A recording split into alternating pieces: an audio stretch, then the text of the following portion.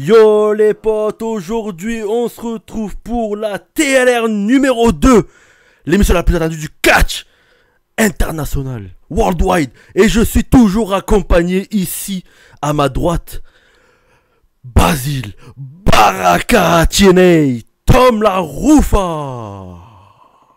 Ah oui, ah oui. Et j'ai oublié Sylvester Lefort à NXT. Ah, le mec, il fait des intros qui vont durer 10 minutes. Ouais, on va faire 40 minutes que d'intro. Ouais, ça. Et sans parler de tous les bloopers qu'il y a eu avant, parce que ça, c'est la troisième fois qu'on recommence l'enregistrement. Oh oui, bel esprit. Alex, comment tu vas, amigo? Bah écoute, ça va bien, Tom. Je suis un peu malade, donc je m'excuse par avance pour mon nez qui sera bouché. Et là déjà, tu fais le bâtard parce que c'est moi qui devais l'annoncer.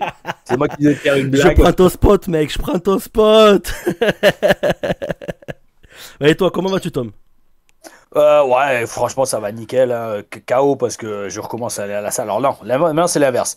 L'année dernière, j'allais à la salle à 6h du mat. Maintenant, j'y vais à 21h jusqu'à 23h. Et donc, en fait, alors, comme je prends le pré-workout que j'ai pas, mais oh oui, les amis, un Nutragen, nouveau sponsor, nouvelle collab. Ah oui, j'ai reçu le carton aujourd'hui. Alors, je fasse un reveal, comment t'appelles ça? Un carton, là, en fait, c'est quand tu ouvres le unpacking. Voilà, unpacking, qui est comme un vrai influenceur. Ah ouh, avec le nouveau commentaire.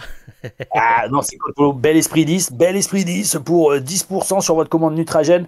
Donc ouais, le truc, c'est que quand tu prends le pré-workout à 21h, mec, t'es KO. En fait, non, t'es pas KO. Tu t'endors pas avant 2h du mat.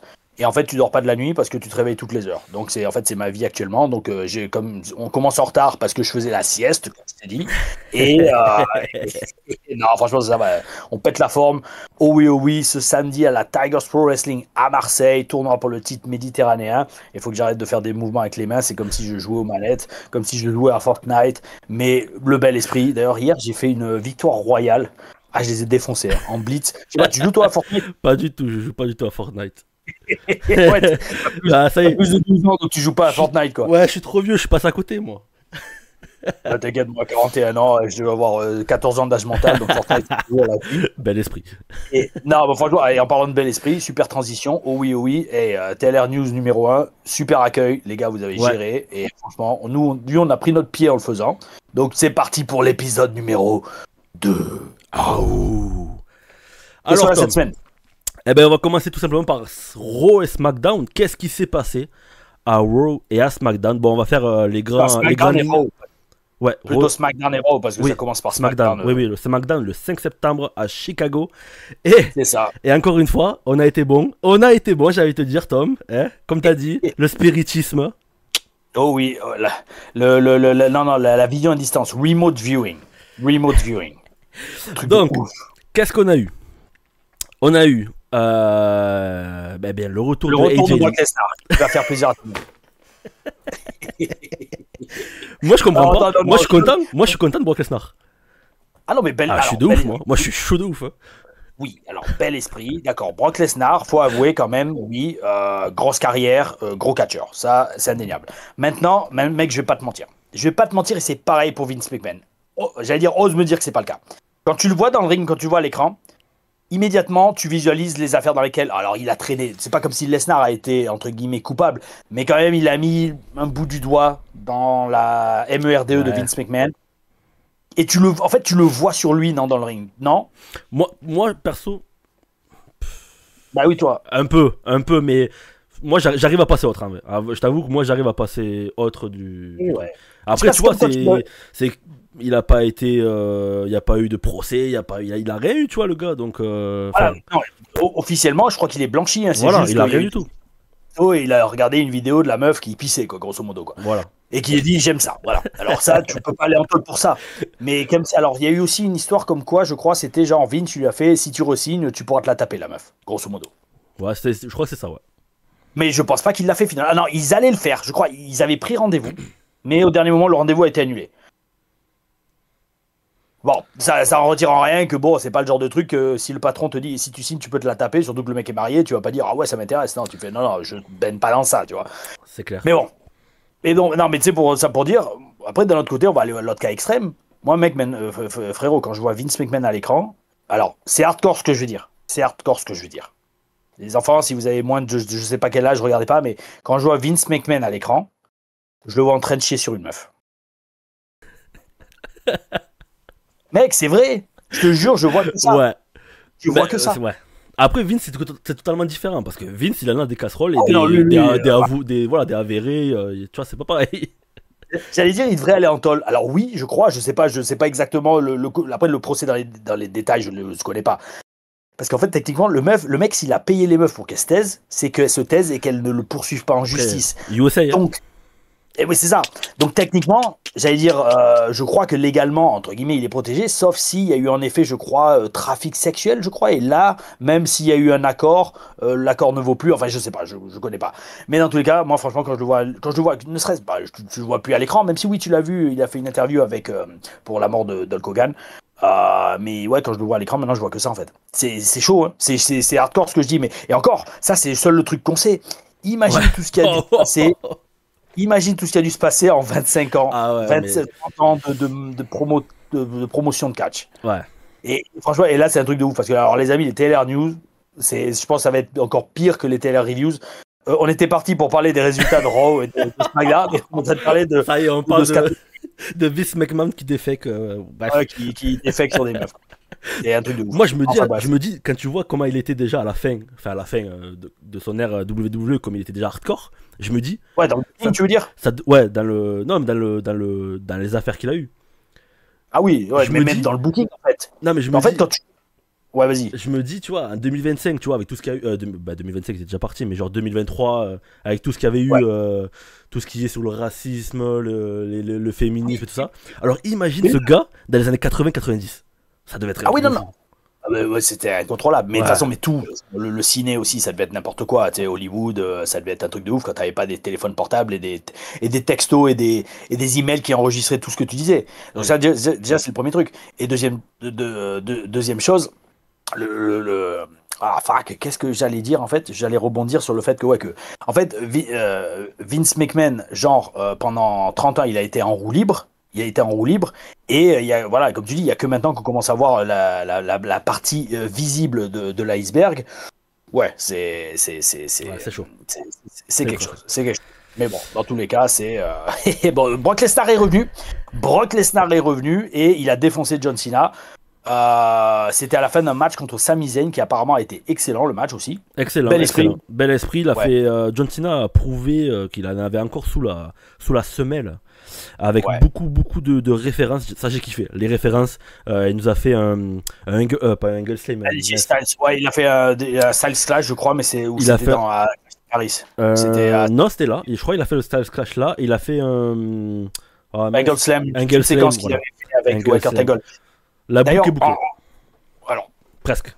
Ouais, oui.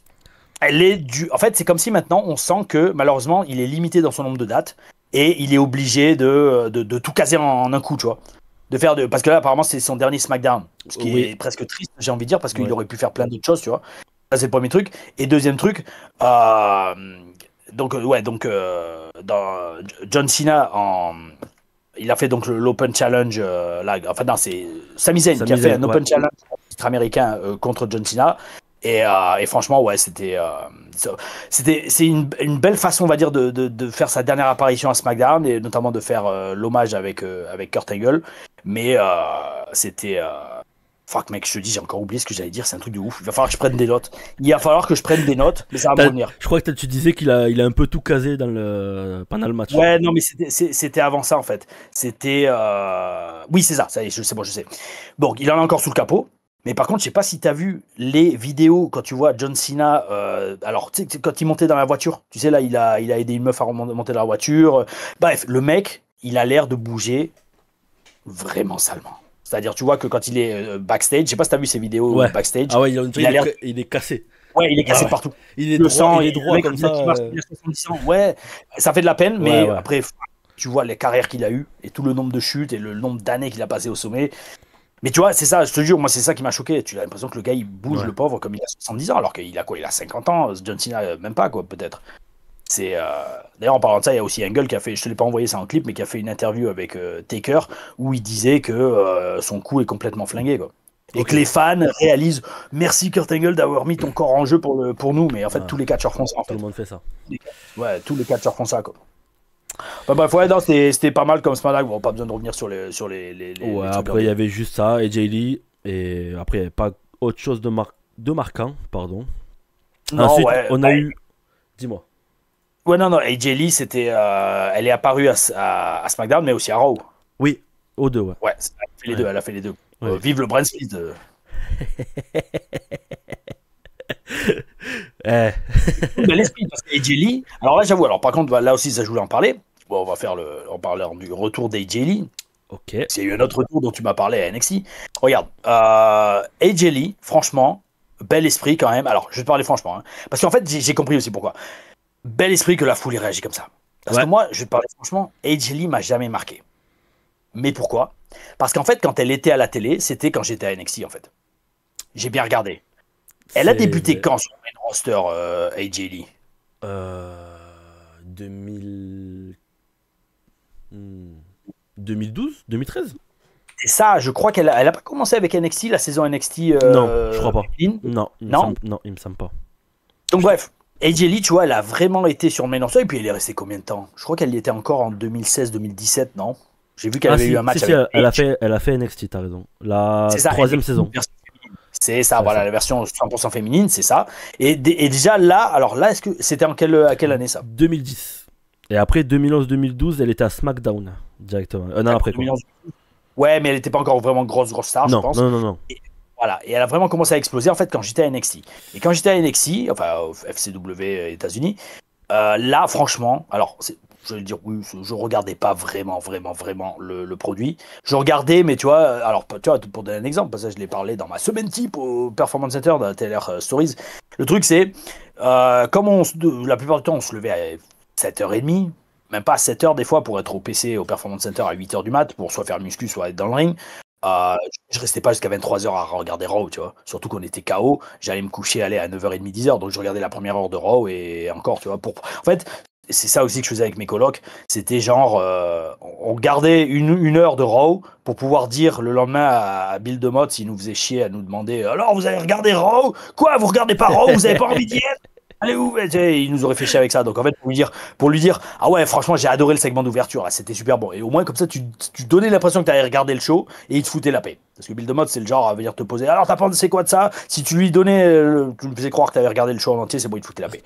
Et donc ouais, en fait, non, AJ Lee, j'ai jamais vraiment percuté, enfin jamais accroché non seulement à son travail sur les shows parce que j'ai jamais vraiment regardé et donc voilà, et donc je sais pas ce qu'elle a fait, mais toi, j'imagine que tu regardais, qu'est-ce qu'elle a fait de grand dans sa carrière? Ben, en fait, elle a été championne, ça oui. En fait, pourquoi elle a connecté autant avec les gens en fait? Ben, c'est le simple, c'était l'underdog. Alors je sais pas si on peut dire l'underdog pour une femme, je sais pas comment ça se dit. Ouais, mais non, je vois ce que tu veux dire. Mais en gros, en fait, AJ Lee, ben, pour te dire, il me semble que juste après NXT, elle avait une storyline, c'était la copine de Daniel Bryan, donc c'était juste une manager. Oui. Après, elle était avec Dolph Ziggler et Biggie, pareil que managers. Ça, je savais plus, ouais. Et donc, c'est après, il me semble, c'était vers 2000. Bah, du coup, ouais, c'est pour ça que je t'avais dit 2013, il me semble. Parce que 2013, du coup, elle a eu un run solo. Et c'est là où, en fait, c'était un peu comme Becky à l'époque. Celle qu'on voulait pas donner, mais que le public demandait.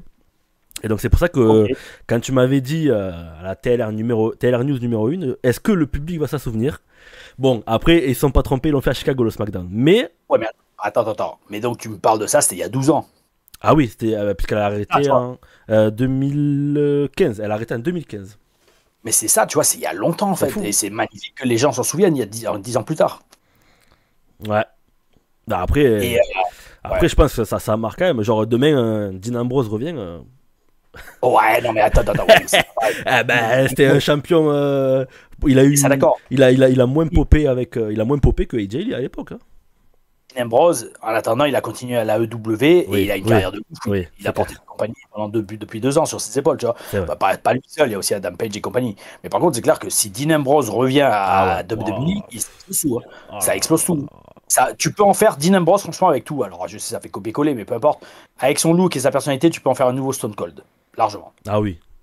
Parce que maintenant, il a le look vraiment de tabasseur dangereux dont t'as peur. Avant, quand il avait les cheveux longs en Dean Ambrose, En fait, donc maintenant John Moxley, là, il est plus intimidant en John Moxley, mais Dean Ambrose, même, il y en a beaucoup au Performance Center on se disait, ouais, mais ils veulent le mettre dans le Shield en mode gars dangereux, mais en fait, lui, c'est juste un lunatic fringe, c'est un taré, c'est pas genre un homme de main comme un Roman Reigns ou même encore un Seth Rollins, tu vois.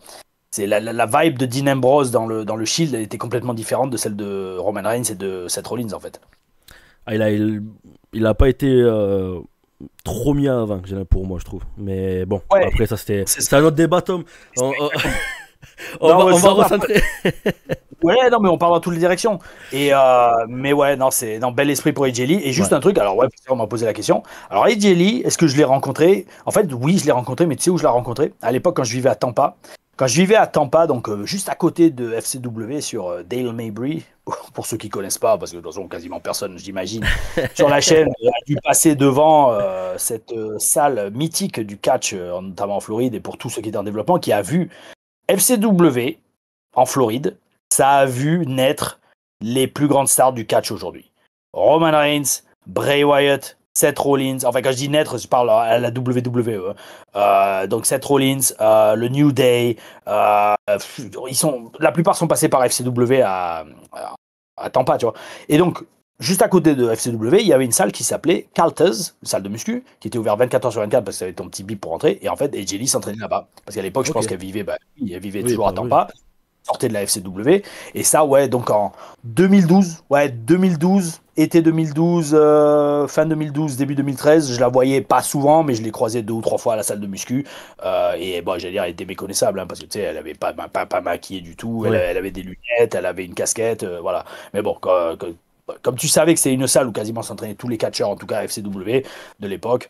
Ouais, voilà. Et voilà, c'est juste, je la croisais, je lui disais bonjour, je me présentais que j'étais catcheur FCW. Et ça s'arrêtait là. Ah, bel esprit. Bravo à son retour. Bravo. Et les gens se sont rappelés d'aller. Donc, on est sur AJ Lee et j'ai la première news après le Raw et le SmackDown. Selon Body Slam, le magazine Body Slam, AJ Lee aurait signé, comme vous l'avez vu, était de retour, mais aurait signé un contrat de plusieurs années et à temps plein.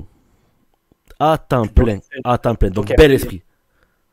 Alors, bel esprit, énormément de oui pour elle de sa part, de faire autant de dates. Alors après, attention, est-ce que c'est temps plein télé ou temps plein live event? Même si en plus maintenant, de ce que j'ai entendu, les live events, le schedule des live events a été vachement réduit. C'est plus que c'était sous l'ère Vince McMahon. Ok. Ben apparemment, ça a temps plein. Enfin, donc, déjà, depuis qu'elle est revenue, elle a fait déjà un Raw à SmackDown, alors que la plupart des gars qui reviennent, ils reviennent en pay-per-view et tu le revois 2-3 semaines après. D'ailleurs, on parlera de ça à la fin avec Booker T qui enterre Ronda Rousey. Mais ouais, et elle a déjà un match à WrestlePalooza. C'est ça. Bon, c'était prévisible, hein, le match CM Punk et AJ Lee contre Seth Rollins et Becky Lynch. Il n'y a pas d'enjeu, je crois, pour ce match. Hein. Non, il ne me semble pas. Ok. Bah, écoute, on verra. Hein. Espérons que ce sera mieux préparé que Nikki Bella. Oh là là là. J'ai regardé les highlights du match et j'avoue, bah, le peu que j'ai vu, j'ai pas regardé le match entier, mais le peu que j'ai vu, à un moment, j'ai vu Nikki Bella, elle fait un Springboard Shining Wizard de la deuxième là, qui est pas trop, qui est complètement dans le vent, il me semble. Enfin, je sais pas. Ouais. C'est ouais. Après, ça arrive. En fait, oui, ça arrive, mais bon. Ça arrive à tout le monde, mais j'avoue que, en fait, là où c'est, comment dire, là où des fois t'as des matchs qui te sont annoncés au dernier moment, une demi-heure avant le match. Quand tu sais que tu prépares un pay-per-view, très souvent, tu as au moins 3 semaines pour préparer le match. Ça se voyait pas. Et à voir. Ouais, c'est à voir. À voir. Je sais aussi combien elle a été payée pour faire ce match. Ouais, et en plus, elle a eu un match à Raw contre Asuka. Ah oui. Oui. J'ai pas vu. Bon, après, c'est. Je sais pas. Aucun rapport, mais bon, enfin, bref. Faudrait essayer de donner. Justement, en parlant de Raw, il y a eu quoi à Raw de marquant? Il y a eu ce segment donc aussi où on a revu AJ Lee qui expliquait les raisons de son retour. Il y a AJ Styles qui a fait un commentaire, j'ai vu. Alors il y a eu AJ Styles qui a gagné son match contre El Grande Americano, qui a pris le micro et qui a dit que quelqu'un dans l'office ne l'aimait pas. Ouais, mais pendant la coupure pub. Ouais. Pendant la coupure pub. C'est ça. Et en fait, grosso modo, la WWE continue l'angle. On essaie de worker les fans avec en mode Unreal. Parce que ça, t'inquiète pas que si AJ Styles dit ça dans le ring, c'est que c'était prévu. Oui. Mais seulement, il te faisait ça en mode oui, il a dit ça pendant la coupure pub, il voulait pas que ça se voie, mes fesses, ouais. Après, tu vois, je trouve qu'ils sont bons parce qu'on sait qu'il avait re-signé son contrat il y a 3 ans. Ouais. Je crois qu'il avait re-signé en même temps que Kevin Owens. Et son contrat finit début 2026. Donc, tu vois, je trouve ils sont bons quand même, même si c'est du work. Après, Oui, non, après quand tu vois la shape qu'il a, le gars, tu peux te dire, ouais, c'est bon. Mais, tu vois, c'est exactement ce que je disais à l'époque sur les TLR News. Le truc, c'est que le mec, il a plus rien à prouver, AJ C'est Styles. ça. Et pourtant, il s'améliore avec le temps. Exactement. Expliquez-moi. Le mec, il sort toujours des gros matchs. Le mec, il a un physique qui est meilleur que 95% du roster de WWE actuellement, et en incluant les jeunes. En incluant les jeunes. Qui est, dans le sens, entre guillemets, scandaleux de la part des jeunes. Et ouais, et le mec, il est toujours au top. Donc, respect total. Et donc, en parlant de ça, ouais, donc tu disais, ouais, pour la fin de son contrat, il prépare une storyline. Mais déjà, Primo, c'est très intelligent parce que voilà, tu vas pas laisser partir AJ Styles n'importe comment. Ça serait pas mal de créer une hype autour de est-ce qu'il va signer ou est-ce qu'il va pas signer, parce que d'un autre côté AJ Styles à l'AEW ou alors en tout cas un petit passage à TNA avant ça, bel esprit. Ouais. Puis le mec, il a les portes ouvertes aussi du Japon, hein, il a été champion à la New Japan. Le mec, il a toutes les opportunités devant lui. Et à voir quoi, tu vois. Mais là, vu comment c'est en ce moment VVE et AEW qui cassent des PLE au même moment comme par hasard ceux de la AEW, je pense pas que ce soit le moment qu'ils vont lâcher AJ Styles et qu'ils vont le blinder. Ils vont le blinder, je pense, pour son prochain contrat, pour justement le loquer. Alors oui, d'accord. C'est une possibilité, mais d'un autre côté, faut voir si le mec il est heureux à la WWE. Après, oui. C'est ça le truc, c'est que si jamais le mec il est pas heureux de son utilisation et que il a envie de se barrer, surtout en pensant qu'il sera mieux traité ailleurs, et surtout parce que ça aussi, alors ça me fait rêver, mais c'est très bien de parler de tout ce qui est AEW et WWE qui font des PLE en même temps. Je lisais un truc l'autre fois qui disait, il y a pas longtemps, il y a 2-3 jours, que Christian Cage, au final, en ce moment, il fait son meilleur run de toute sa carrière à l'AEW. Alors bon, ouvert à débat peut-être, parce que moi j'adorais Christian à la WWE. Hein. Je me souviendrai toujours de Christian Cage à l'époque quand il était le Creepy Little Bastard. 2003, peut-être 2003-2004, et qui feudait avec Stone Cold Steve Austin. C'est un truc de ouf. J'adorais son personnage. D'ailleurs, je voyais très beaucoup, j'allais dire, même si ça se dit pas. Ce genre de personnage pour le French Stallion, tu vois, c'est genre le heel, grande gueule, mais que dès que tu lui en mets une, il tombe au sol. Bon, bref. Et donc, grâce à l'AEW, Christian Cage a pu se réinventer là-bas, tout comme Edge, enfin Cope maintenant, etc. Yo, l'argent fait pas tout, surtout pour un mec comme AJ Styles qui est sûrement déjà multimillionnaire. Donc, si tu lui proposes un contrat encore plus lucratif à la AEW où tu lui dis tu vas pouvoir catcher avec les meilleurs du monde et faire ce que tu veux niveau storyline, littéralement ce que tu veux niveau storyline, et en plus tu bosses 15 jours par semaine et tu fais que 3 combats par mois, le choix est vite fait. Hein. Ouais. Le choix est vite fait. Ouais. Surtout à son niveau. Parce que regarde, un autre exemple. Ça aussi, c'est très, très, très important parce que ça revient à tout ce qui est AJ Styles, AJ Styles à l'AEW. Le truc, c'est, tu sais, la WWE veulent à tout prix couler l'AEW. C'est ce qui ressort. Je crois que c'est Brian Danielson qui disait ça récemment dans une interview. Il disait que la WWE qui veut à tout prix couler l'AEW en faisant les pay-per-view en même temps, c'est n'importe quoi. Pourquoi c'est n'importe quoi ? Parce que le problème, c'est que sans la AEW, Cody Rhodes ne serait pas là où il en est aujourd'hui. C'est clair. Ah oui, c'est clair. C'est ça. Donc en fait, la WWE a besoin de la AEW. Parce que la AEW va créer des stars qui, sans ça, n'auraient jamais eu l'opportunité de vraiment se montrer, de prouver ce qu'elles peuvent faire à la WWE. Swerve Strickland, Adam Page, tous ces gars-là, Swerve Strickland à NXT, il s'est fait virer. Là, le mec, c'est une des plus grandes stars de la AEW et franchement, il gère de ouf. Hein. Alors, je sais pas, j'ai vu Booker T ne le blaire pas. Booker T ne le porte pas dans son cœur, je sais pas pourquoi. Mais dans tous les cas, je crois qu'il avait fait une déclaration sur Internet, sur Strickland, mais ça, j'ai pas trop suivi. Mais, non, bref, tout ça pour dire, l'AEW, alors, dans un sens, oui, est une bénédiction pour la WWE, parce qu'en plus, ils vont pas les faire couler. La WWE, c'est des multimilliards qu'ils engrangent chaque année. C'est pas l'AEW, même si oui, derrière, il y a les milliardaires avec la famille Khan, c'est pas l'AEW qui va couler la WWE. Non. Ah non, non. Je pense pas. Hey, en fait, je pense qu'on est dans deux modes économiques totalement différents. On est vraiment à la WWE qui est implantée. Et l'AEW, c'est un gars qui kiffe le catch, qui a de l'argent et qui veut se faire kiffer. Donc le mec, Tant qu'il se fait kiffer, il n'y a pas de raison d'arrêter, quoi. Et même aussi, ce qu'il disait, c'est que sans la AEW, si un Punk n'aurait pas repris le catch. Aussi. Tu vois, il n'aurait pas repris le catch à la AEW et il n'aurait pas eu cette envie, sûrement, peut-être, de revenir aussi fortement à la WWE.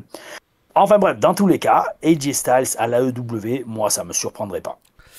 Ouais, Oh non, non. ouais, je sais pas. Après, moi, je t'avoue, en plus là que la WWE s'est rapprochée de TNA, tu proposes un gros contrat à un gars de. Ah, il doit avoir 40 ans? Plus de 40 ans passés? Non, AJ Styles, il est presque plus. Il se rapproche des 50, je crois. Ah ouais, oui, ouais, ça doit être 49, 50 ans. Ouais, 48, il doit avoir 45 sûr, Ouais.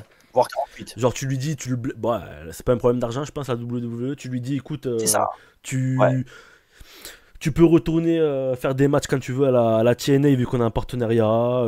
Tu Termine ta carrière là-bas. voilà, Tu termines ta carrière à la TNA. kiffe ce que tu as à faire et Voilà, voilà quoi. un mec comme Eric Young ou et même parce que regarde, tu sais, oui, ben, j'y étais à la EW cet été, je peux dire, fuck, les mecs comme Jay Little, tous ces mecs là qui ont fait mousser qui ont fait les heures de gloire de la TNA, bah, il peut aussi les retrouver à la EW. Enfin bref, non, Ouais, franchement, ouais. ça m'étonnerait pas que AJ Styles, doucement mais sûrement, il s'éloigne de la WWE pour finir sa carrière en ses propres termes. Parce qu'au final, on peut dire ce qu'on veut, c'est devenu un mid-carder à la WWE. Ah oui, clairement, oui.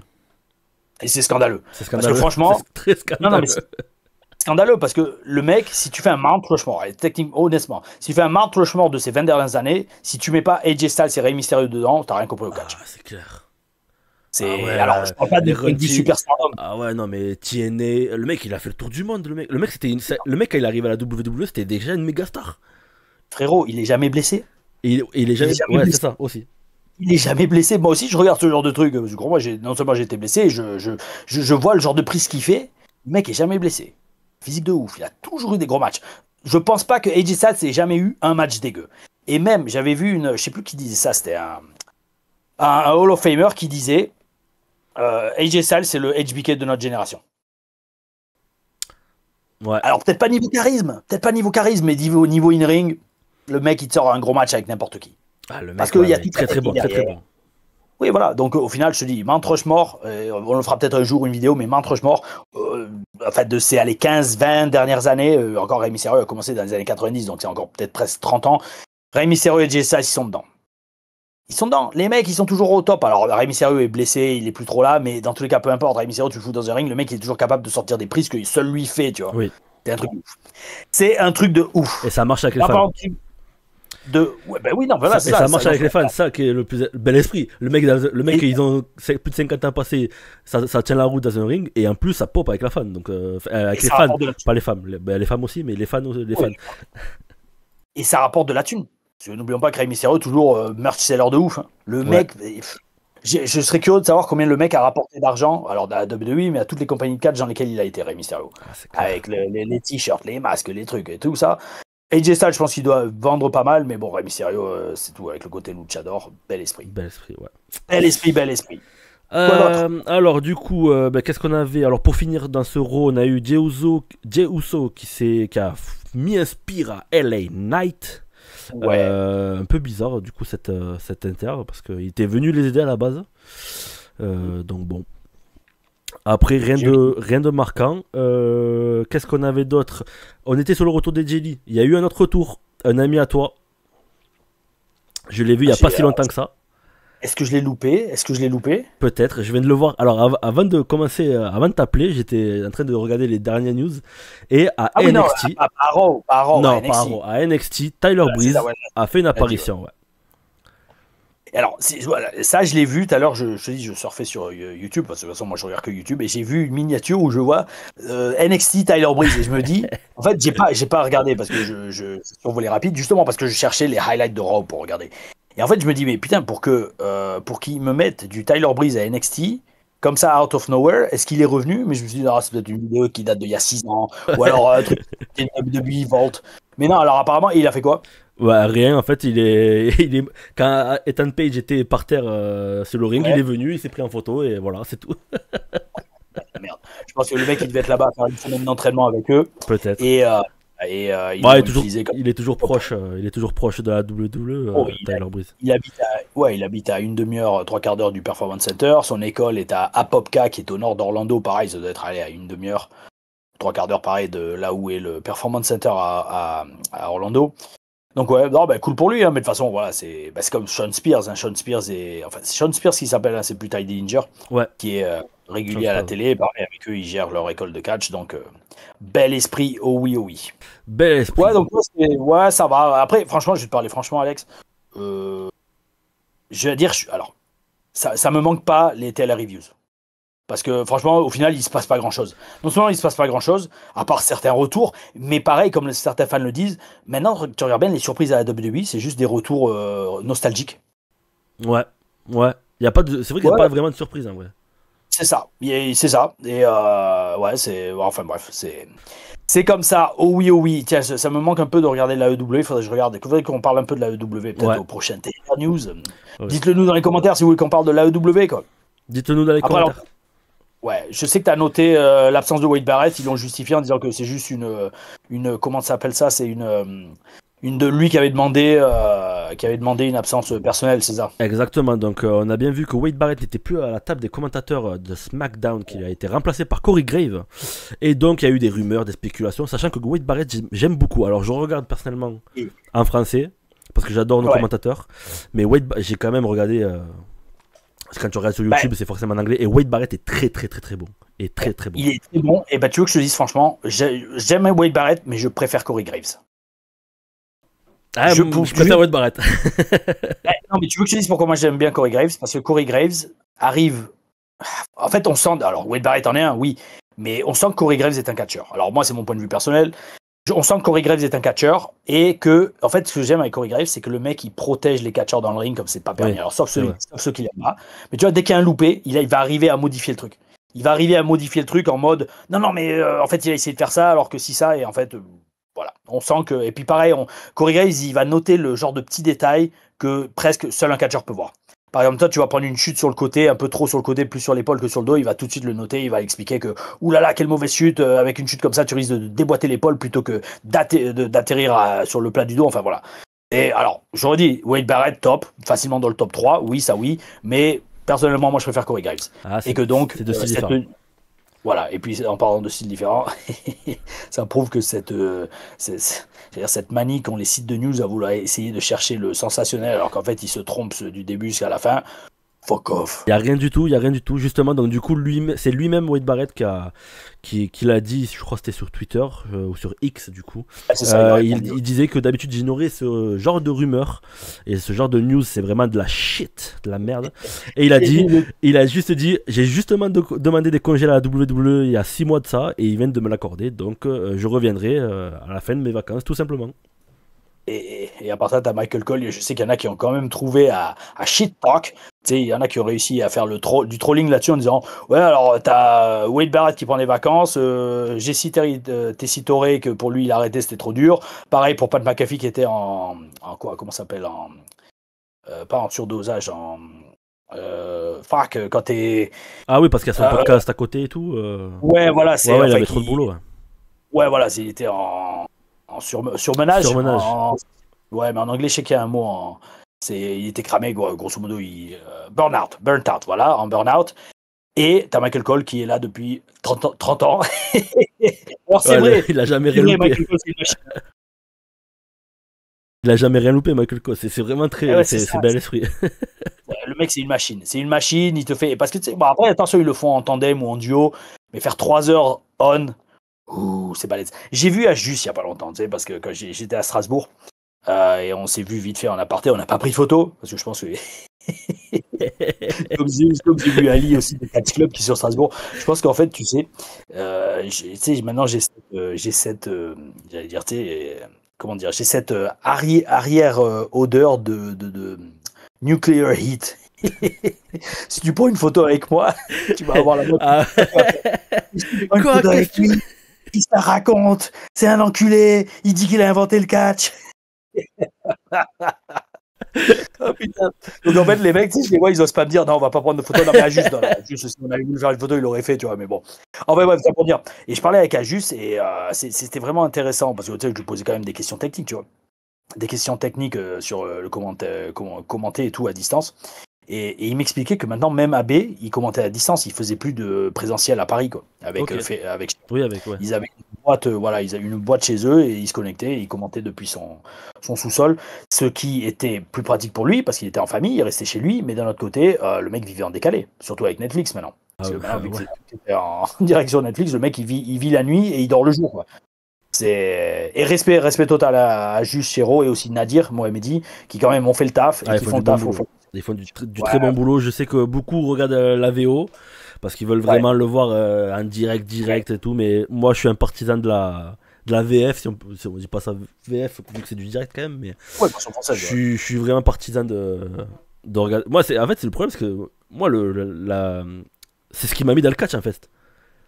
Moi, Ah non, mais c'est important. quand j'ai commencé à le regarder, c'était sur NT1. Non, à l'époque, c'était sur Canal+. C'était pas eux. Mais après, du coup, quand il y a eu la génération Catch Attack, c'était eux. Mais du coup, tu regardais parce que t'avais quelqu'un, tu reconnaissais, tu vois, chaque soir quand tu le regardais. Puis il faut mettre l'ambiance, tu vois. Il faut mettre l'ambiance. Si les commentaires sont chiants, crois-moi, tu zappes rapide. Et c'est très important les commentaires. Alors, non seulement les commentaires, c'est très important. Et c'était important déjà pour la vente du produit, mais aussi pour la vente de ton histoire. Tu sais, quand j'étais à TNA ces vacances-là, j'ai parlé, allez, une bonne demi-heure avec pas Aiden English, Matt Rewald, qui commente anciennement Aiden English, et aussi Tom Hannifan, les deux, parce que Tom avait commenté combien de mes segments NXT qu'on voit dans la Taylor Stories toute ma carrière NXT, aussi bien manager que catcher. Et en fait, c'était super de leur voir leur vision du commentaire, parce que les mecs, quand même, commentent la TNA, qui est probablement la numéro 3 aux États-Unis actuellement. Et c'était franchement top. Qu'est-ce qu'il m'a dit surtout, Matt? Il me disait, en fait, le truc, c'est ça, c'est que.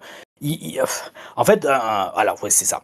Il me disait que c'est très rare les catcheurs qui venaient les voir et qui leur expliquaient ce qui allait se passer dans leur match et aussi, notamment, la raison pour laquelle ils faisaient un truc. Tu vois, je te donne un simple exemple. Mais putain, parce que moi, bordel, j'allais dire, le jour où je serai de retour à la télé, ma parole, mec, je passe ma vie avec les commentateurs. Passe ma vie avec les commentateurs. Parce qu'en fait, c'est eux qui vont vendre ton personnage à la télé. Je t'explique. Deux trucs. Déjà, primo, je vais voir le commentateur et je vais lui faire, mec, le French Stallion dit qu'il a 5 villas sur la Côte d'Azur. Il en a une sur les hauteurs de Monaco, il en a une sur les hauteurs de Nice. Il a une voiture qu'il a fait plaquer or. Des conneries comme ça, putain de merde. Des conneries comme ça que tu fais. L'importance des commentaires. Et donc, bref, tout ça pour dire, je vais lui parler de mon personnage en disant le French Stallion, il est descendant de la noblesse italienne et française, les deux réunis. En fait, pour que le mec fasse mousser le personnage. Et après, par contre, je vais lui dire, par contre, dans mon match, regarde, je vais bosser la jambe de mon adversaire. Pourquoi ? Parce que je veux que le mec, à la fin du match, il soit à genoux, qu'il puisse plus se lever et qu'il soit devant moi, tel un croyant qui idolâtre son Dieu, tu vois, un truc comme ça. Et comme ça, après, le mec, tout le long du match, le commentateur va savoir. Regardez, les talons français, je le connais, il attaque la jambe parce qu'il veut que son adversaire ne puisse plus se tenir debout à la fin du match et soit à genoux devant lui tel un croyant qui prie à son Dieu, point. Alors que, en fait, le truc, si tu lui dis pas ça au commentateur et que tu lui racontes pas tout ça, que tu lui racontes pas que le mec est tellement imbu de sa personne, oh oui, Tom Laruffa, dédicace à toutes les rageux sur Twitter, le mec est tellement imbu de sa personne qu'il veut que ses adversaires soient à genoux devant lui à la fin de chacun de ses matchs. Ben le mec, tout ce qu'il va dire dans le match, c'est ah bah tiens, les talons français travaillent la jambe de son adversaire, peut-être qu'il veut le faire se soumettre avec une prise de soumission, mais le mec, il aura aucune matière à commenter et à te faire mousser. Alors que si tu lui donnes tous ces éléments avant le match et qu'il va les donner à des millions, croisant les doigts, de téléspectateurs, mais mec, dans l'inconscient des gens, tu auras 10 fois plus de présence que tout simplement le mec qui fait lock-up, prise de contact, bras à la volée, dropkick, 450, et 1, 2, 3, il y a un gagnant. Ouais, c'est clair. Dire ce qui se passe sur le ring, on le voit. Donc c'est sûr que. Mais du coup, C'est toi, ça. quand t'étais à NXT, il n'y avait pas de. Vous regardez. Enfin, vous parlez pas avec le commentateur avant les matchs. Alors, moi je le faisais, de toute façon on le faisait de nous avec les légionnaires, si tu regardes bien, si tu écoutes bien, regarde, tu regardes notre premier match avec Kalisto et El Local, un des trucs qu'il dit, c'est Matt Bloom qui dit, ils disent, ces mecs se connaissent, en parlant de moi et de Marcus, ces mecs se connaissent depuis qu'ils sont adolescents, ils allaient dans le même kickboxing gym together, they train together, et en fait tout ça on l'avait dit à Matt Bloom. On avait dit, ouais, dit qu'on se connaît depuis longtemps en France. Alors je crois qu'en plus, il nous avait cru d'ailleurs. qu'on se connaissait en France. On avait grandi ensemble, on était dans le même collège. On faisait de la boxe pied-point ensemble pour faire mousser la gimmick. Ouais, il faut faire mousser. C'est ça, et si tu regardes le match. Ah, mais après, à TNA Impact, pareil. Hein, tu regardes nos premiers matchs à TNA, enfin Impact, les mecs, c'est que Josh Matthews, que j'ai revu à AEW, bel esprit de le revoir. Il se souvenait de moi, bel esprit. Il fait Hey Tom, how are you? Bel esprit. Quand les mecs se souviennent de ton first name, bel esprit. Et Josh Matthews, le mec, il te faisait une liste de tout ce qu'on lui envoyait par email, des infos sur nous. Tu vois. Par exemple, moi, il disait que Basile Baraka, il a un master en droit, c'est pour ça qu'il s'appelle le jury, parce qu'il connaît la loi française, mais à part ça, il fait aussi de la sculpture et de la peinture, parce qu'il adore tout ce qui est grec et l'Antiquité, la Grèce antique et la Rome antique. Enfin, bel esprit, bel esprit. Ouais, oh oui. Bel esprit. Bah, ça, je l'avais remarqué à Impact, mais je t'avoue qu'à NXT, j'ai pas fait attention. On n'était jamais à NXT, on n'était jamais quasiment à la télé, donc c'est dur. Et puis quand on y était, on se concentrait tellement sur bien faire notre match que des fois on n'avait même pas le temps d'aller parler aux commentateurs, surtout pour des segments qui duraient 2 minutes. Et si tu veux dire en 2 minutes, t'as à peine le temps d'appeler le match. C'est tiens, Sylvester Lefort est là, Colin Cassidy le bas en 30 secondes. Surtout si en plus juste avant ils te prennent tout ton temps. Ouais, bah ça c'était à Takeover aussi. Encore. Allez voir la vidéo où Tom explique tout ce qui s'est passé à Takeover. Ouais, c'est celle qui a fait le plus de vues sur la chaîne d'ailleurs. J'analyse mon match à Takeover. Qu'est-ce qu'on a d'autre? Retour de Chris Jericho, je crois, sur la liste. Des rumeurs de. Alors, il y a eu beaucoup de rumeurs sur un retour de Chris Jericho à la WWE. Pourquoi? Ben, encore une fois, comme AJ Styles, vu parce que son contrat se finit en fin d'année 2025. Et donc, il y a eu beaucoup de rumeurs. Et lui-même a réagi là-dessus. Là, tu vois que c'est un catcheur, c'est un entertainer. Le mec, tu vois, il veut pas se mouiller. Il a dit la meilleure chose qui puisse arriver au catch, c'est la AEW. Et ça, les gars, qui l'a dit? Tom LaRufa, les gars. Ayez 2 produits pour pouvoir avoir le choix. Et Chris Jericho l'a dit. J'espère que dans un podcast, je sais pas s'il continue ses podcasts, faudrait qu'il t'invite pour que tu puisses. Tu sais qu'il y a plein de gens qui m'avaient dit essaie de te faire inviter par lui. Bah, tu sais qu'il m'a. Alors, toi, je pense que ouais, je m'en souviens, ouais. Oui, je m'en souviens. C'est dans la vidéo, allez voir la vidéo sur la chaîne, comment devenir catcheur aux États-Unis que j'avais fait, hôtel. Noël 2019. Noël 2019, j'avais fait une vidéo comment devenir catcheur, comment catcher aux États-Unis, dans les plus grandes fédés aux States. Et le jour de Noël, j'étais allé m'entraîner au club de lutte à Nice, j'avais fait des roulades et je vous avais mis l'extrait de Chris Jericho où il parle avec Lance Storm, mais où Chris Jericho me fait mousser de ouf parce qu'il se souvenait que je faisais popper à Tough Enough. Mais franchement, alors, le retour de Chris Jericho à la WWE, c'est quasiment sûr qu'un jour ça arrivera, ne serait-ce que pour le mettre dans le Hall of Fame. Oh oui. C'est tout. Et voilà, et donc une fois que tu as dit ça, tu as tout dit. C'est sûr et certain, il reviendra. Alors est-ce que ça sera dans les 2 prochaines années ou dans 5 ans? Qui sait? Dans tous les cas, je pense quand même que c'était dommage quand même que j'ai pas pu le voir cet été, parce que j'aurais vraiment aimé le voir. Et pareil, voir s'il se souvenait de moi. Ça aurait été sympa. Et lui faire, vas-y, tu peux pas parler de mon privé à Tony Khan. Si je t'ai fait marrer. Ah ouais, si je t'ai fait, c'est clair. Ouais, mec, non, je t'ai fait marrer. Alors, fuck, vas-y, fais-moi avoir un boulot où je suis payé 6 chiffres par an pour bosser 2 fois par semaine, quoi. C'est clair. Donc, du coup, en gros, il a dit qu'il se sentait bien à l'AEW, mais qu'il serait pas contre un retour à la WWE, mais pour le moment, il est à l'AEW. Mais bon, il y a des news qui disaient qu'apparemment, il parlait déjà un peu avec la WWE, mais ce que j'ai envie de vous dire, c'est normal, le gars, il a un fin de contrat 2025, le mec, il cherche à aller là où on le propose le mieux. Donc c'est good. Oh, yes, tu penses qu'il aura... Tu penses qu'il aurait un spot à la VVE s'il venait maintenant là? Mais non, pareil, c'est pour ça en fait, je dis à part pour annoncer qu'il est dans le Hall of Fame et faire un dernier match, ou alors une tournée d'adieu contre John Cena, ou alors mieux, lui faire un match contre John Cena, ou le dernier match de John Cena avant qu'il parte. Qu'est-ce que tu veux qu'il fasse avec Jericho? Ouais, c'est vrai que là, du coup, dit comme ça, c'est vrai. Après, voilà, il peut sortir des matchs encore, mais quand même, il y en a plein où le W, il est past his prime. À voir. Mais principalement, ça sera pour le foot dans le Hall of Fame et lui faire une dernière tournée, j'imagine, de ses plus grands adversaires. Ou alors le foot manager d'un jeune, je sais pas.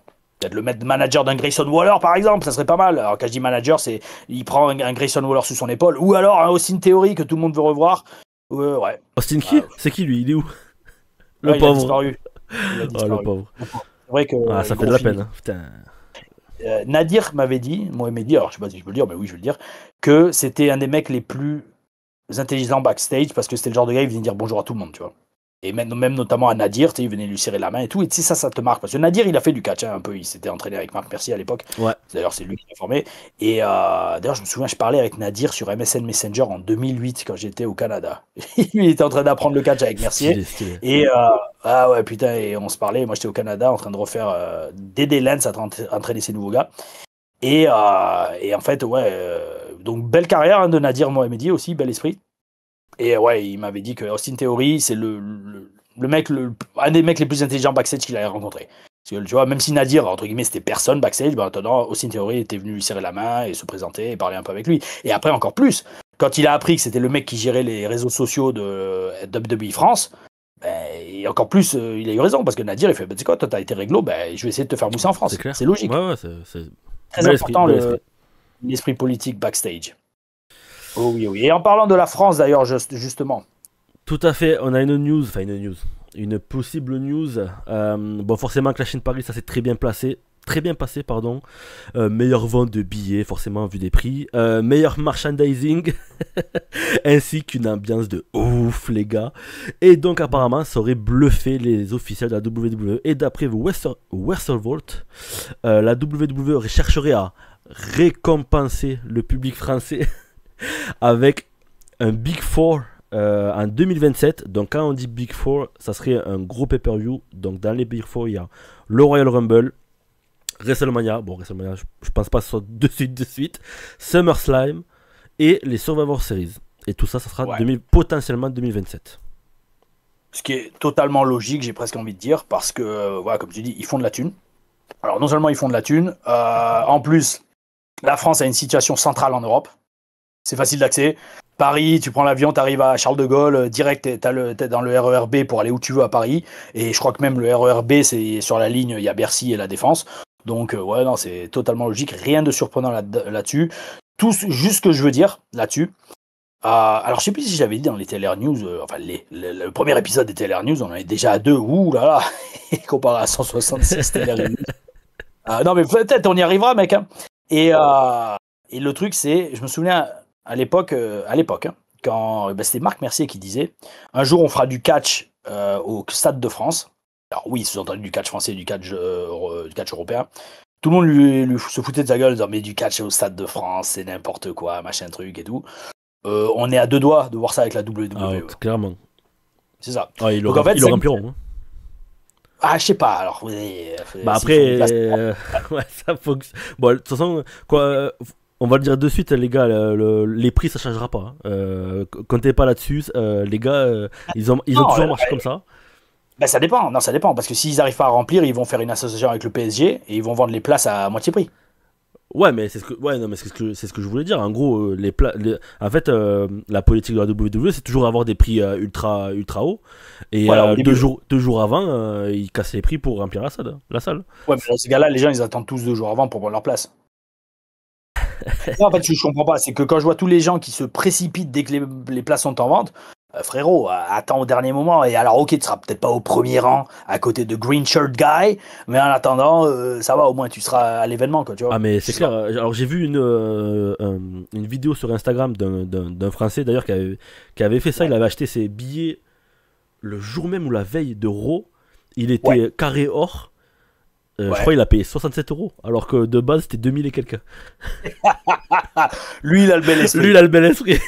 Et pareil, je crois Clash in Paris, il a acheté 2 jours avant et c'était 160 €. Il était vraiment en face du ring dans les tribunes et il voyait très bien le gars. Donc, Bon, après, ça tue le business de WWE. Là, on est en train de faire notre Stephanie McMahon qui dit à tout le monde de prendre un VPN. Achetez des VPN. Tenez mon code promo. Ah putain, ouais, non, moi j'ai pas de code promo VPN. En plus, maintenant, bon, bah les couilles, je vais le dire.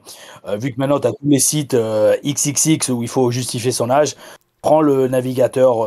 Comment ça s'appelle? Pas Orange. Comment ça s'appelle? Opéra. Ouais, Opéra. Mais mon gars. Il y a des connaisseurs ici. If you know, you know. Yes. Yes. J'utilise Opéra. Ah bah, ouais, j'utilise Opéra, je dis pas pourquoi. Oui. Bah, moi, ma meuf, elle est sur Strasbourg, donc merde, faut bien s'occuper, quoi. Alors, oui. Ensuite, qu'est-ce qu'on avait comme news? Alors, on avait Baron Corbin.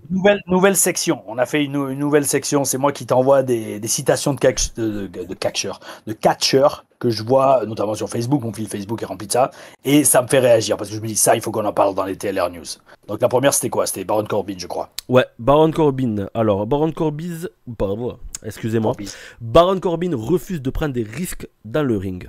Alors, il était dans une interview. Alors, je sais plus, j'ai pas noté avec qui il était. Non, t'inquiète, voilà, mais dis la citation au pire. Alors, je vais carrément le citer. Alors, je vais traduire. Excusez-moi si je me trompe. Ma seule vraie je le fais moi, si j'ai la citation sous les yeux. C'est toi qui me le dis. Bah écoute, je vais tenter. Écoute, au moins ça m'entraîne un petit peu. Vas-y. Ma seule vraie. Bannez Alex dans les commentaires si son anglais est pourri. Quoi. Ouais. Donc, il a dit. Ma seule vraie préoccupation, c'est de protéger mon cou. J'ai 2 enfants, je veux profiter d'eux, jouer avec eux, et ça, je peux pas le faire si je peux plus marcher tout simplement. Et il a insisté sur quelque chose qui m'a marqué, c'est que, en gros, il fait ses propres règles. Il a dit, demain le taker vient me voir, il me dit, je vais te mettre un tombstone, et ben je sais qu'il est capable de le faire en plus. Le connaissant, il est capable de faire ça, bordel de merde. Donc il a dit, le taker demain vient me voir et me dit, tu vas prendre un tombstone. Et ben je lui dirai non, parce que le tombstone, je maîtrise pas. C'est le gars qui te porte la prise qui maîtrise le truc. Et j'ai pas envie de finir sur une chaise roulante. Si le gars te lâche, même si taker on lui fait confiance, il dit, on sait jamais, il peut glisser, il peut me lâcher, et je tombe sur la nuque, et voilà quoi. Ouais. Et donc, et franchement, mec, quand j'ai vu cette citation, alors non seulement ça m'a marqué, mais pour 2 raisons, tu vas comprendre. Déjà, primo, parce que je suis totalement d'accord avec lui. Alors, lui, là, on voit que c'est un vrai pro, déjà, primo, parce que lui, il a connu les meilleures fédérations au monde, de toute façon. Et même si, c'est ce que je dis toujours, notamment aux jeunes que j'entraîne, vous catchez sur les indies, prendre un risque de ouf où vous risquez de terminer en chaise roulante ou même de vous péter une jambe. De vous péter une jambe ou péter un bras, fracture ouverte. Quand vous êtes sur un show indie où des fois il n'y a même pas derrière dans les vestiaires un service d'intervention de premier secours, ça vaut pas le coup. Ça vaut pas le coup. Alors oui, normalement, moi je l'ai déjà fait dans ma carrière de prendre des risques de ouf ou si m'étais blessé, c'était tout pour ma gueule. Mais voilà. Donc déjà, ça c'est primo, ça vaut pas le coup. Alors encore plus quand on parle de coups.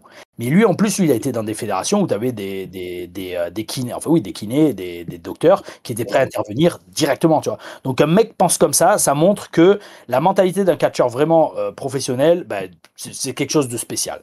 Alors ça, moi, donc totalement d'accord, parce que d'autant plus que la nuque, c'est ultra fragile. Moi, je vais pas te mentir, mec, mais quand il a fallu rattraper Darby Allin, ne serait-ce que ça, rattraper Darby Allin qui saute de 6 mètres dans les airs à Dynamite, franchement, j'étais pas à l'aise. J'étais pas à l'aise parce que t'es jamais à l'abri d'un accident.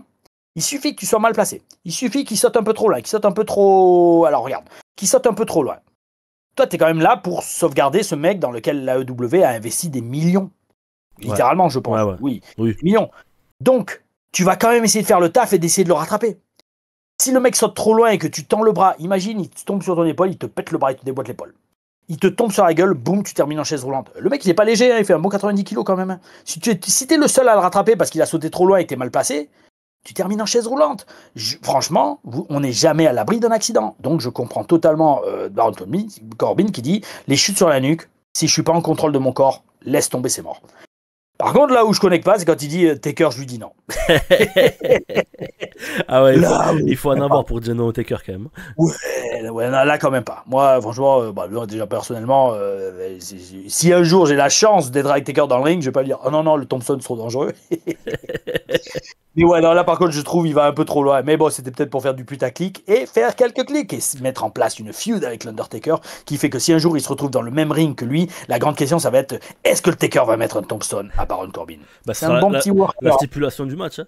S'il met un Tombstone, il a gagné. Voilà, je sais pas comment ils appelleraient ça, mais. Ouais, c'est First Tombstone match, je sais pas, mais en tout cas, voilà, c'est bel esprit. Mais du coup, déclaration. Ouais. Moi, je trouve gros respect à lui parce que du coup, c'était quand même quelqu'un qui avait les faveurs de l'office quand même. Il a quand même été pas mal poussé à une époque. Et quand on voit les catcheurs. J'en ai souvent parlé de Corbin dans les reviews. Hein. Ouais. Les catcheurs, quand tu vois, ils essayent de plus en plus de prendre des prises de fou. moi je dis gros respect venant de la part d'un mec qui avait l'office dans sa poche et qu'il a osé. Après, je sais pas s'il a fait, il disait ça quand il était à la WWE, mais. Récemment qu'il a dit ça. Ouais. Récemment, cette expression. Je pense pas qu'à la WWE, je te dis franchement, sous contrat, il aurait refusé Undertaker, primo. Mais par contre, gros respect à Corbin parce que le mec à la base, c'est pas un catcheur. Le mec a fait ses premières chutes de catch à la FCW. C'est un footballeur. Donc, respect d'avoir assimilé le catch aussi bien. Ah, Bel esprit. Alors, après, qu'est-ce que nous avons? On a Bischoff et Bret Hart. Oh putain, mais moi, tu vois, j'adore Eric Bischoff parce qu'il te sort toujours des dingues.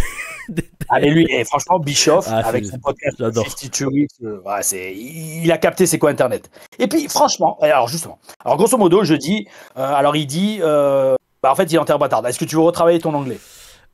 Allez, écoute, on va essayer. Allez, vas-y. À l'étude de la vidéo, Alex retravaille son anglais. Ouais, c'est ça. Super. Alors, Bret Hart. Alors, Eric Bischoff a taclé Bret Hart. Voici ce qu'il a dit, ce qu'il a déclaré. Bret Hart a été le catcheur le plus surestimé avec qui j'ai travaillé. Déjà, le mec, il commence direct, boum. Allez, un direct dans le foie, quoi. Il pensait qu'il était une stop star. Il est arrivé à la WCW avec trop d'arrogance. Non. Il pensait, attends, il pensait qu'il était 10 fois plus grand que ce qu'il était en réalité. C'est vrai, 10 fois plus grand que ce qu'il était en réalité. Il quantifie le truc.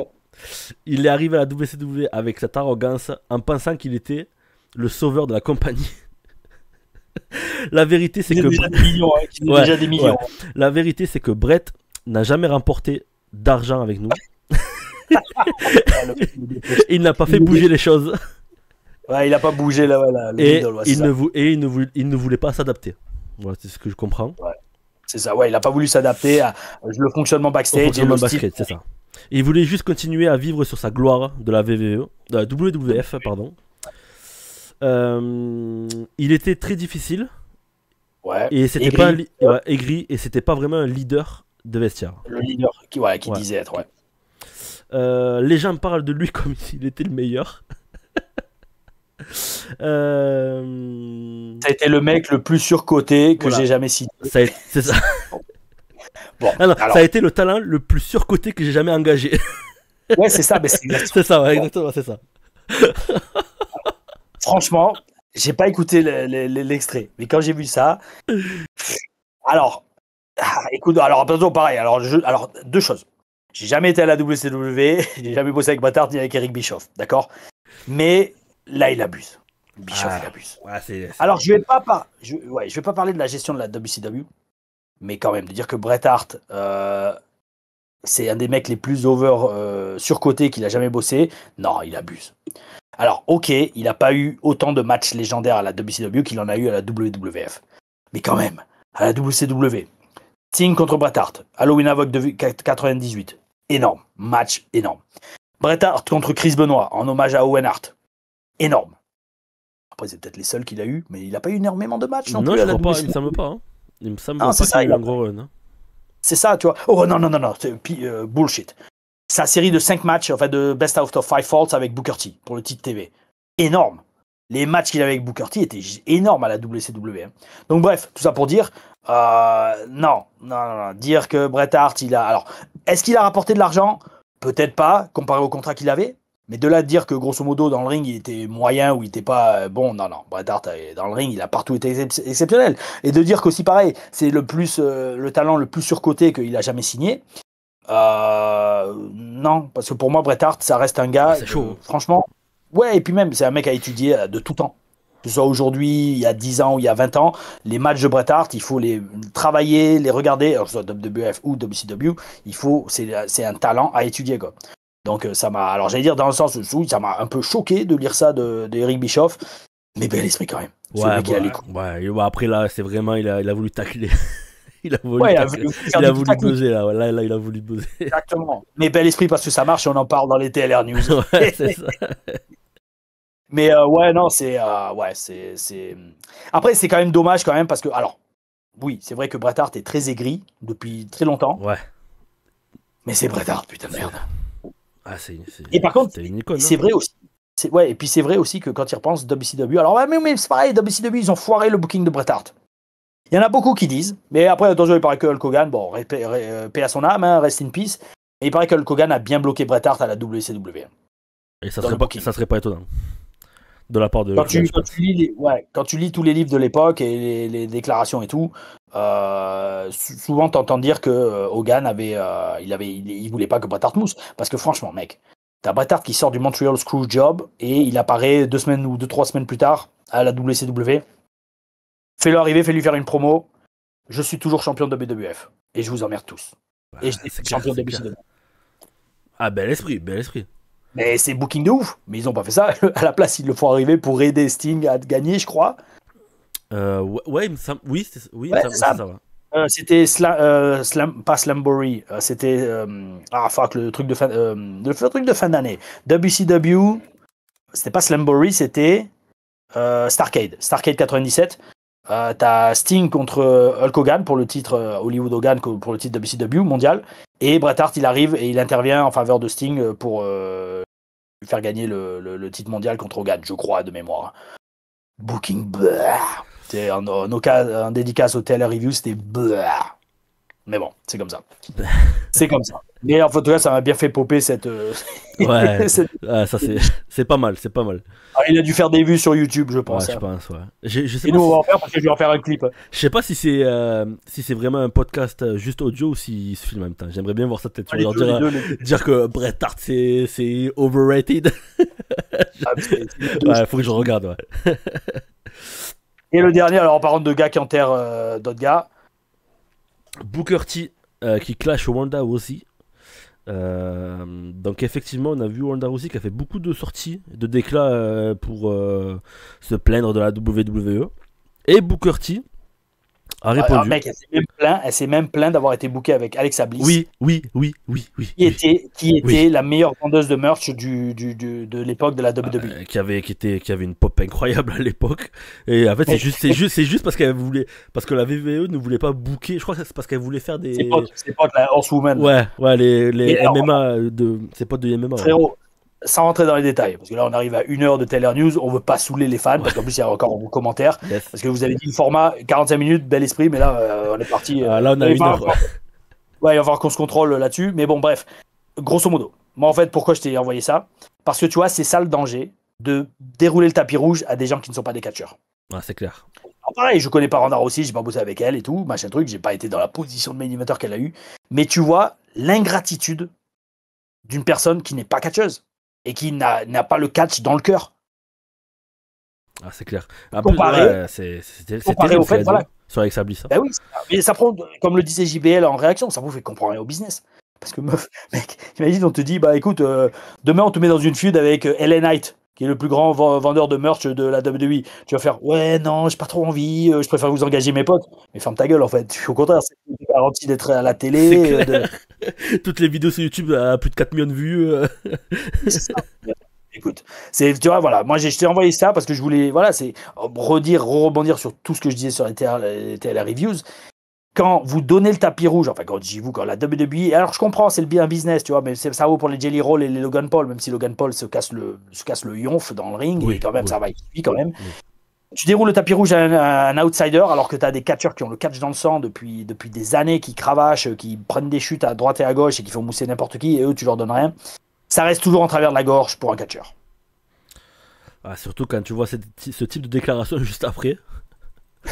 C'est terrible, c'est terrible déjà.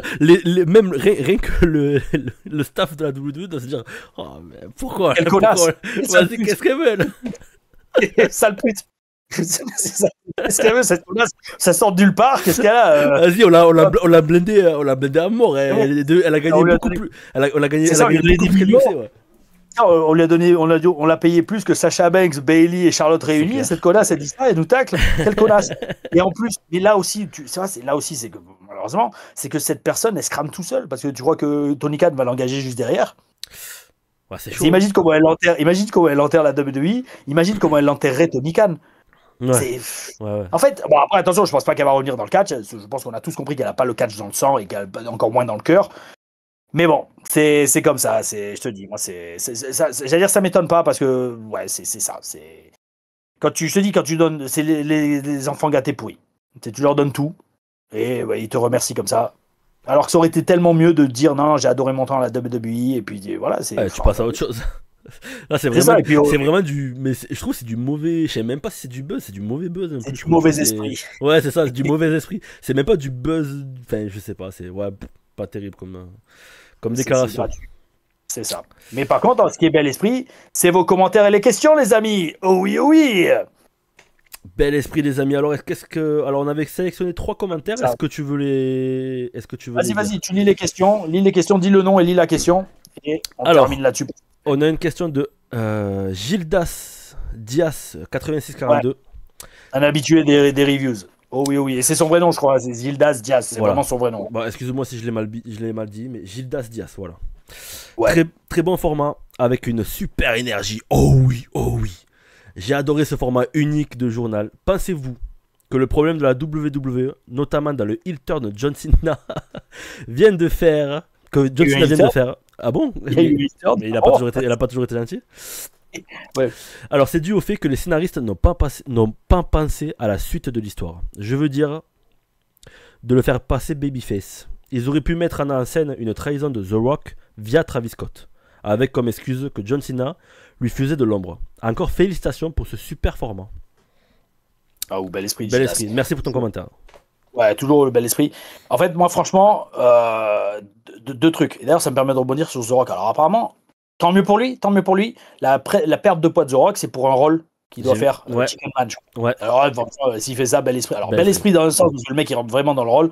Mais le mec, tu gâches tous les kilos de muscle que t'as mis, mec. Dommage. Parce que crois-moi, c'est dur. Bon, bref.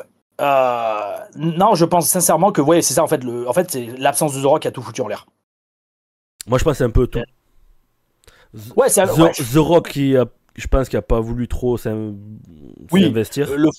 Le foirage total de Travis Scott aussi. Travis Scott qui apparemment qui était hyper chaud au début, alors apparemment n'a pas voulu s'entraîner ni rien, il voulu rien faire, ouais, donc on pouvait pas compter sur lui. Et il était dangereux. Ouais, c'est ça. Et ouais. Mais je pense, moi, oui, voilà, c'est comme tu dis, c'est un ensemble de choses. Mais la façon dont ça a été fait, la fin du heel turn, c'est de la merde. Du jour au lendemain, genre, ouais, bon, finalement, c'est un rôle que je jouais, j'ai jamais cru ce que je vous ai dit. Ah, c'est terrible. C'est terrible comme ils l'ont fait. Hein. C'est vraiment terrible.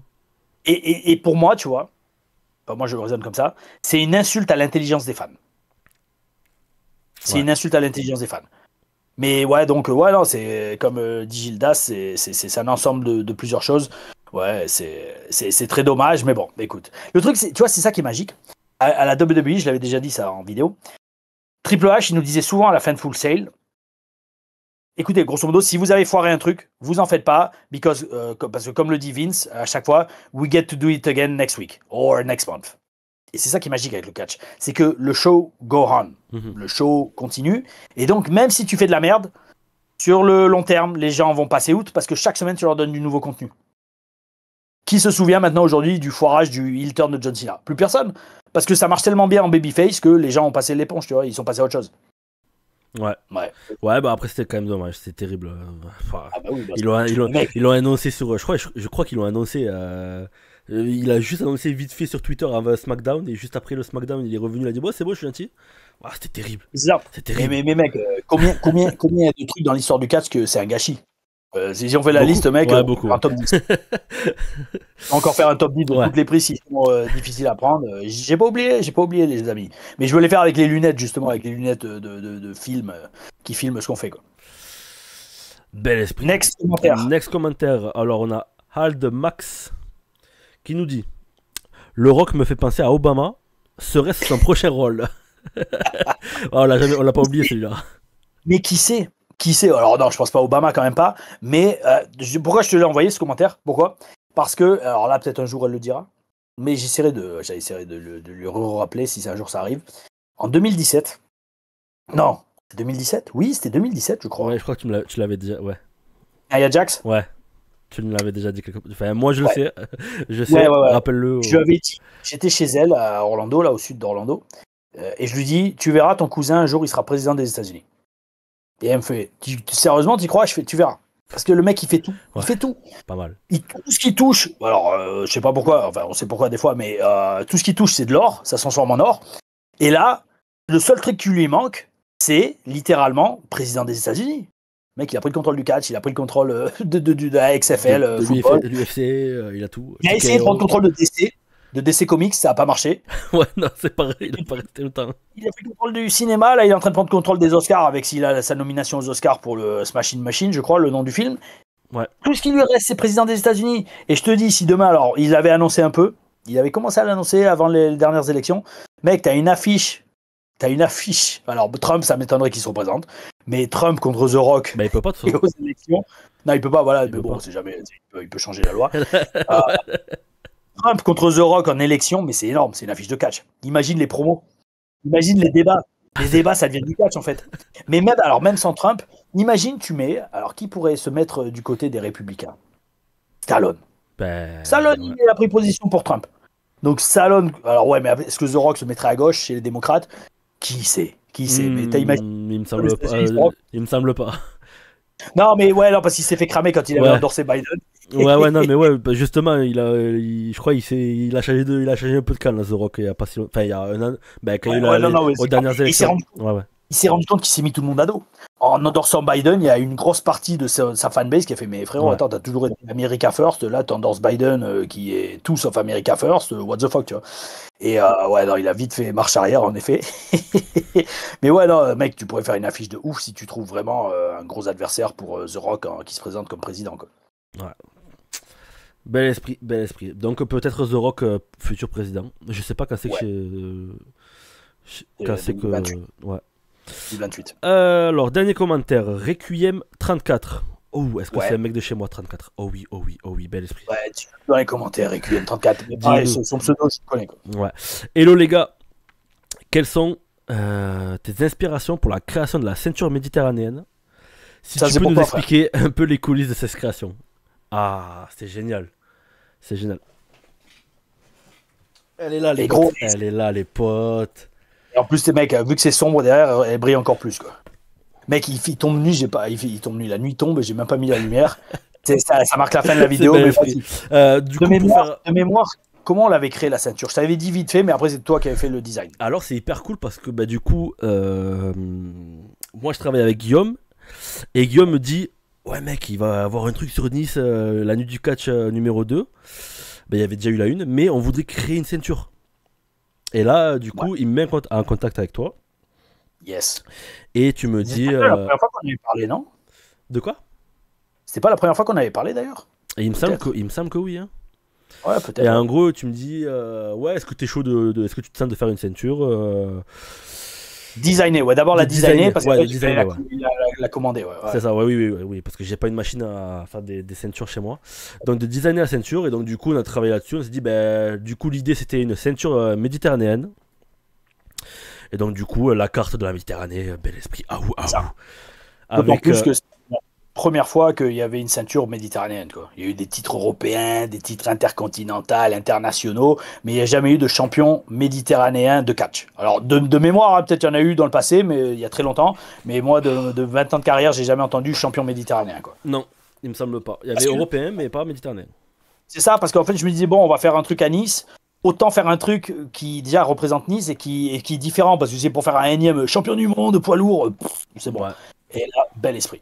Ouais, donc du coup, voilà, vu que c'était la nuit du catch, il y a LNDC, Mediterranean Catch Wrestling Champion. Et voilà, parce qu'aussi, j'avais voulu mettre Catch Wrestling dessus. Bel esprit. Ça.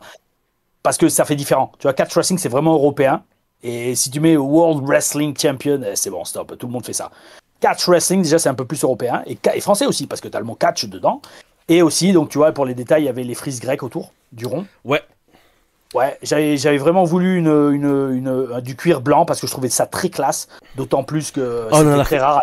On en a fait de plein de couleurs. Hein. On a eu beaucoup de prototypes.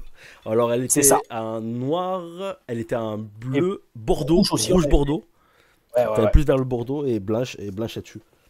Mais à l'époque, c'était en 2018, hein, si je dis pas de bêtises. Et c'était très rare les ceintures avec le cuir blanc. Ouais. Et donc, franchement, bel esprit. Et après, donc, il y avait le logo de la ville de Nice. Alors, il y avait le logo de la ville de Nice d'un côté, et de l'autre, c'était le festival. Eric Fab. Voilà, c'est ça. Eric Fab. Parce que c'est lui le sponsor du show. Bon, sur l'officiel, il y a toujours le logo Eric Fab, d'ailleurs. Là, il y a le mien, du coup. Toi, bah ouais, non, bel esprit. Bah, en fait, franchement, limite, ça devrait être le tien qui devrait être dessus, même sur la vraie. Quoi. Et ben, Et la dédicace, oh et oui, la oui. Avec bien... dédicace. alors pour moi, ça, c'est spécial TLR. Le cuir façon serpent. Ah ouais, stylé. Dédicace à tous les reptiliens qui contrôlent la Terre. Qui contrôlaient, apparemment, ils sont fait virer. Ah bon? Et franchement, ah ouais, écoute, mec, et franchement, tout à l'heure, j'ai vu une vidéo, ça m'a fait délirer. Ah bordel, je vais te l'envoyer, mais c'est un truc de ouf. C'est, je sais pas, c'est une meuf qui. Alors, tu vois, je dis, si tu crois que le Bel Esprit Show et Tom Larufa qui parle des reptiliens, c'est genre ultra complotiste, mais alors elle te dit que Macron, c'est un arcanien. Parce que Macron, ça veut dire arcanien dans sa Ah langue. ouais, ok, ouais. Mais Ok. la meuf, elle est tellement dans le truc, mais franchement, hein, elle est tellement dans le truc que je disais, je l'ai envoyé à un pote, je fais, mec, cette meuf, elle est meilleure en promo que 95%, voire 95% des catcheurs français. Des catcheurs français. Parce que tu sais pas si elle croit ce qu'elle dit ou si c'est une parodie des pseudo-complotistes, mais elle est tellement bonne dans sa façon de jouer le texte que tu crois, tu sais pas en fait. Tu sais pas si c'est une comédienne ou si elle y croit vraiment. Et ça, c'est bel esprit. C'est bel esprit parce que au final, c'est ça le catch, c'est ça qu'il faut, c'est faire plonger les gens et leur faire se demander, mais attends, mais il joue un rôle ou il est sérieux là, tu vois. Bel Voilà. esprit, bel esprit. Donc voilà comment s'est passée la création de la ceinture. Malheureusement, il n'y a pas eu de la nuit du catch numéro 3. Et Non. je sais pas si je peux le dire, mais on avait prévu de créer une ceinture par équipe. Ouais. Et Ça, ouais.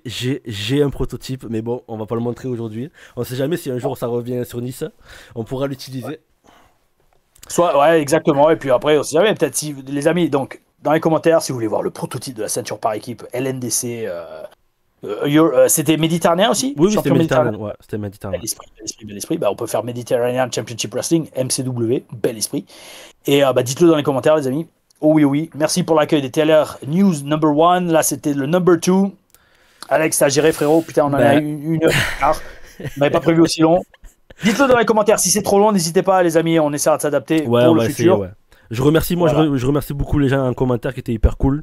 Ah, vous étiez- J'ai pas vraiment l'habitude de faire ça et les gens étaient super sympas. Donc je vous Ouais. remercie là-dessus. Et Ah ouais, franchement, tu gères, Alex. Moi, je te le redis, hein, c'est l'alchimie est là. L'alchimie est là. Tu gères. Bon, après, voilà, on s'adaptera. Et, ça va aller de mieux en mieux. Ça, je le sais. Oh oui, yes. oh oui. Oh oui, oh oui. Ben les amis, on va se quitter là. Ouais, Est-ce gardez qu'on le bel esprit. on se donne rendez-vous pour une TLR News numéro 3? Dites-le nous dans les Oh commentaires si oui. ça vous dit les amis. Ouais, non, mais t'inquiète pas, on le fera. Enfin, on le fera, amigo. Et puis, sûrement la semaine prochaine, on va partir sur le format posté en fin de semaine avec des clips. Et en attendant, mes amis, gardez le bel esprit. Ah, merci, Alex. Merci à tous. Merci à toi Tom. See you la semaine prochaine. Ah.